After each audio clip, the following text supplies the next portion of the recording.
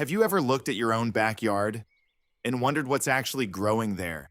Not the flowers you planted, not the vegetables you're proud of, the other things, the ones that show up on their own between the fence and the shed, pushing through the cracks in your driveway, spreading across the lawn no matter how many times you cut them down. Most people call them weeds. Pull them out, spray them, curse them under their breath on a Saturday morning. But for most of human history, these were not weeds. They were medicine, free, abundant, growing right outside the door, waiting to be used. Today we're going to walk through 7 of them. Plants you have almost certainly seen. Plants you may have pulled out of your own garden last week without a second thought. And by the end of this video, you'll never look at your backyard the same way again. Let's get into it. The first one is probably already in your lawn right now. Dandelion. That bright yellow flower. That puffball of seeds kids love to blow into the wind. Its scientific name is Taraxacum officinale, and it might be the single most misunderstood plant in the modern yard. Every part of the dandelion is useful. The leaves, the root, even the flower. And the reason isn't folklore, it's chemistry.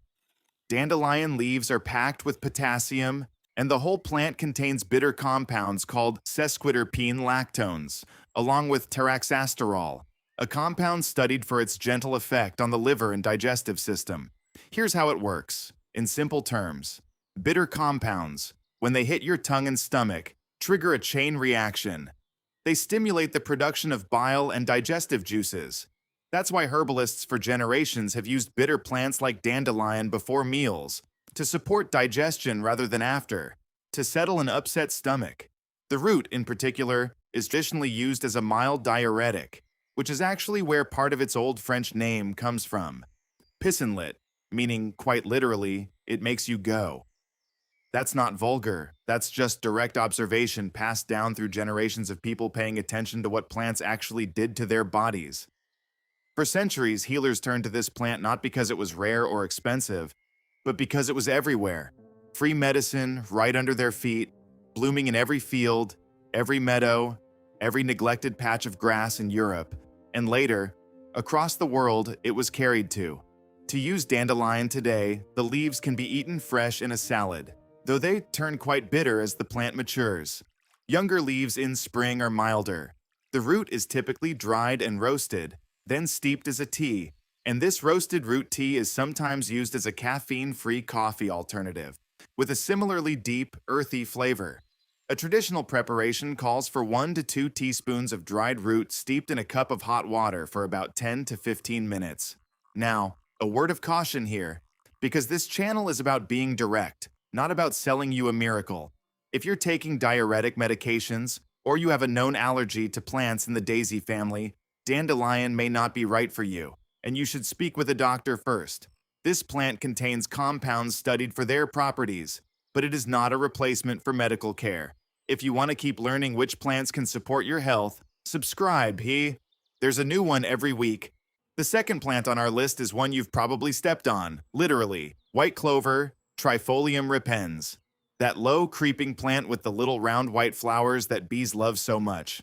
The one that spreads across lawns and dense mats, driving homeowners with pristine grass absolutely crazy. Clover has a long, quiet history of use in traditional herbalism, particularly for skin and respiratory support.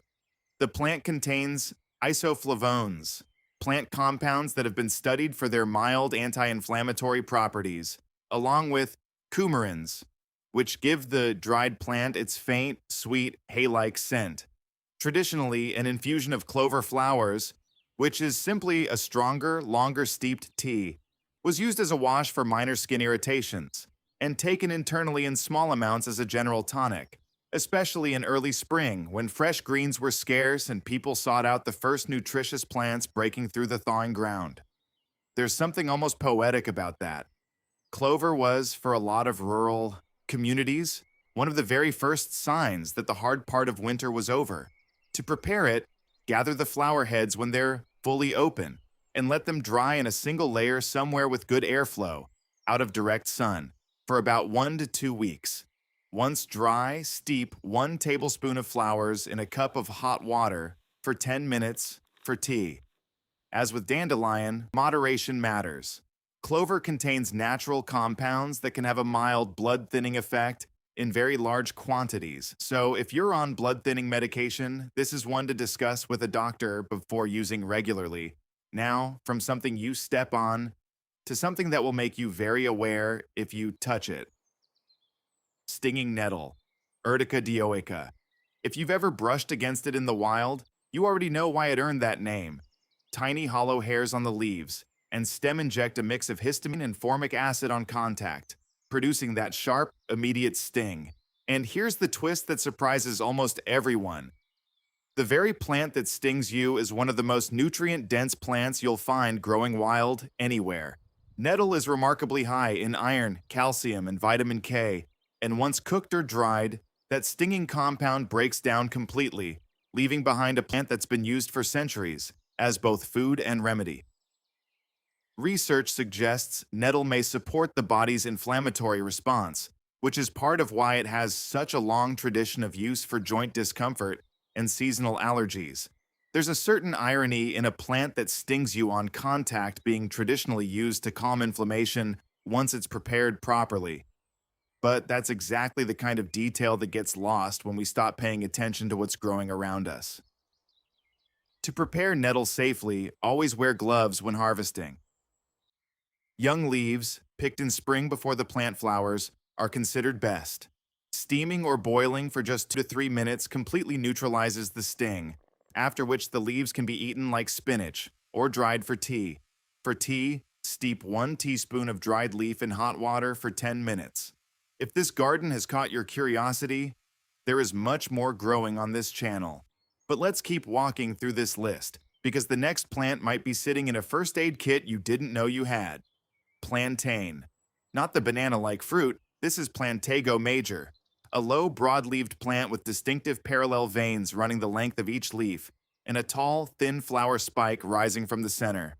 Herbalists have nicknamed this one the Band-Aid plant, and once you understand what it does, you'll see why.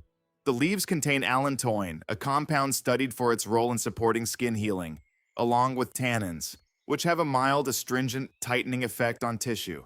The traditional use is remarkably simple. Chew or crush a fresh plantain leaf until it releases its juices, forming what herbalists call a spit poultice, and apply it directly to minor cuts, scrapes, or insect bites.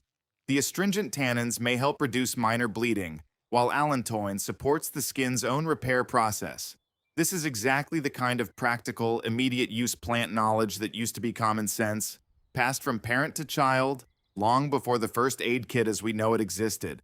If a child got stung by a bee at a family picnic in 1800, nobody drove to a pharmacy.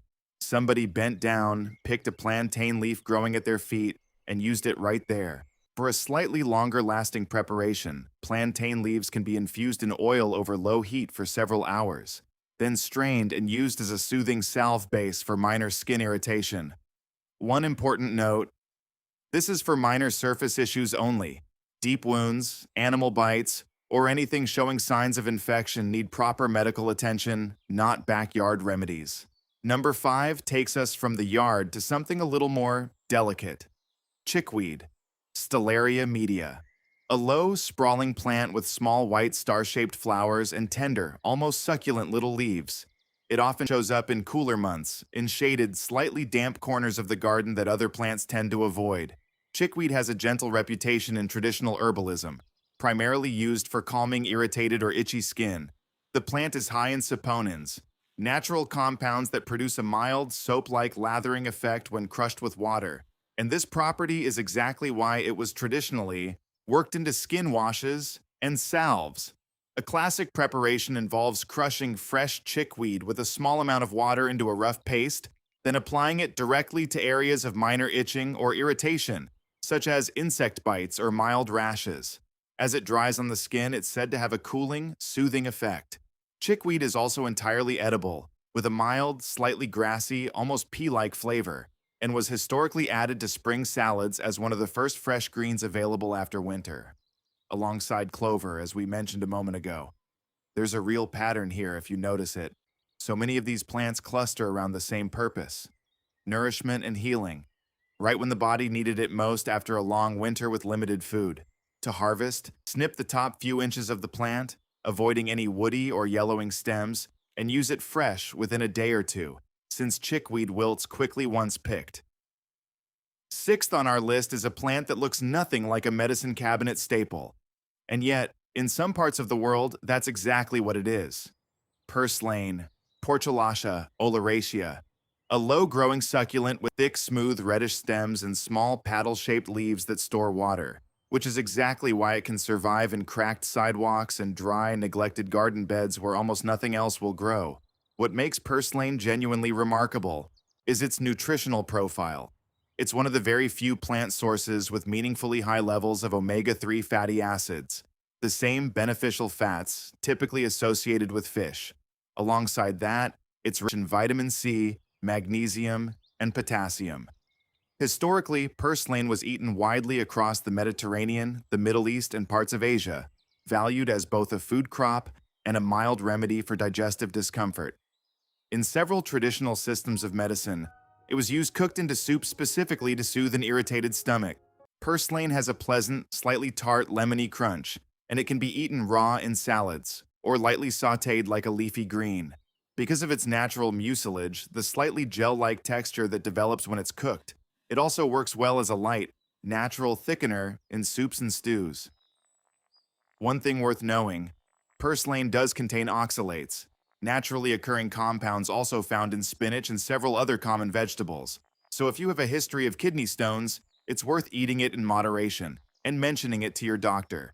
This is only the first seed of what this garden holds. Subscribe and grow with us. And now we come to number 7, the plant most associated across centuries of folk medicine with stopping a wound from bleeding. Yarrow, Achillea millefolium. Its feathery, almost fern-like leaves and its flat clusters of small white or pale pink flowers make it fairly easy to identify once you know what to look for. Its species name, millefolium, literally means 1,000 leaves, a reference to just how finely divided and delicate its foliage appears. And its genus name, Achillea, comes directly from Achilles, the legendary Greek warrior. Because according to old tradition, yarrow was the plant his soldiers used on the battlefield to help stop bleeding from wounds. Whether or not that story is literally true hardly matters. What matters is that this association between yarrow and wound care persisted, independently, across dozens of different cultures and centuries, which is usually a strong sign that people were observing something real. Yarrow contains acetylene, a compound studied for its traditional association with blood clotting, along with tannins, which contribute a mild astringent effect that helps tighten tissue around a wound.